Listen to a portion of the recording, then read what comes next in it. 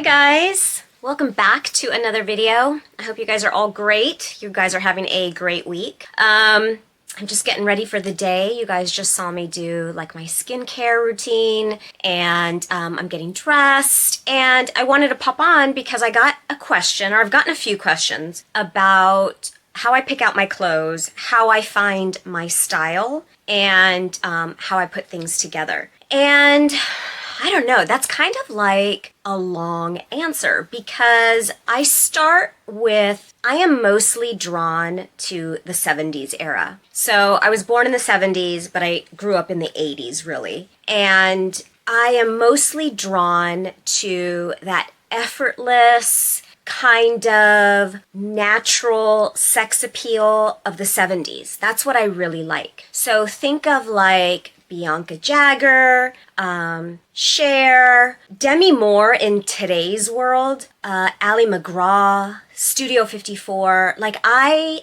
love that whole vibe. Halston, vintage YSL. Like, that's my era. So the 60s were really too hippie for me. The 80s were way too opulent. Too much hair, too much makeup, too much everything. The 90s were grunge, not my vibe. The 2000s, I don't know, not much difference from like the 90s. It just kind of carried through. As we started to get in the 2010s, more refined looking style came in, but I've always kind of stayed true to that 70s vibe. So today, what I chose is a denim top and camo pants.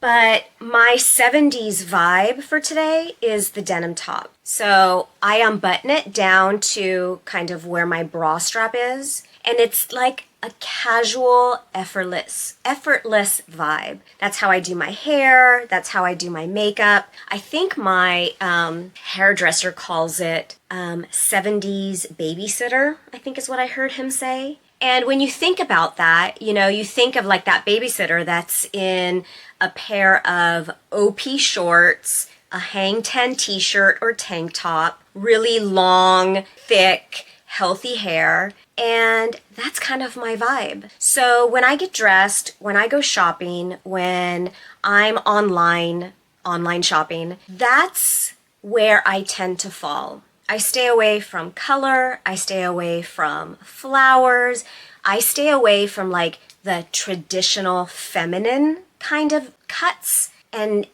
fabrics, and I stick more to luxury fabrics, monochromatic, black, navy, gray, pops of camel, t-shirts, denim, leather. And that's how I kind of piece my wardrobe together. And all of those pieces work well with each other. You know, if I were to put this top with a pair of denim pants and do a total denim on denim, it works.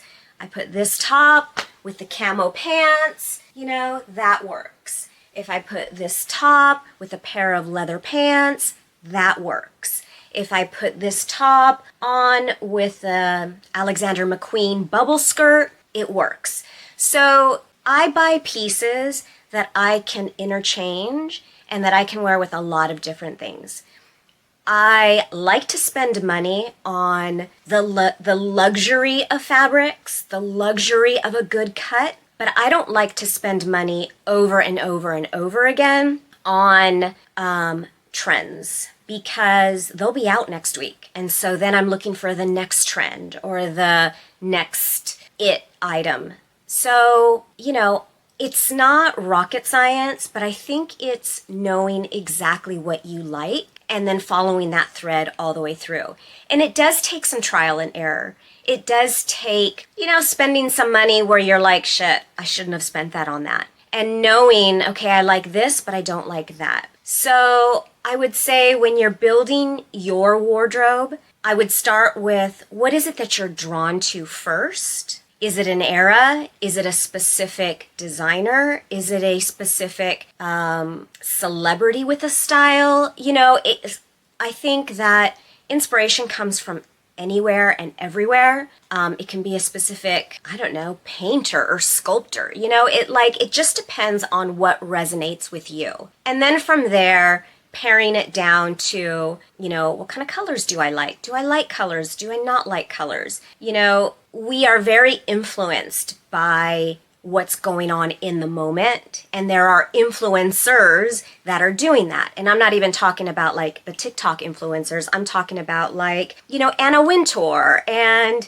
different stylists and designers. You know, they are all influencing the next trend and the next fashion show. So it's really important that you know who you are first and then dress accordingly. And I learned that from my dad way back when. When he would say that to me, I'd be like, okay, Dad. And he wasn't talking about fashion. He was talking about life, you know, in general. But that is so true, because if we don't know who we are, how could we possibly put ourselves together to go out into the world and say something of substance? That can't happen. We would be influenced by every Tom, Dick, and Harry, you know, shouting at the mountaintop their point of view or their ideas, and we just kind of follow along. I don't like to live like that. I don't want to live like that. And so I'm just really mindful with how I shop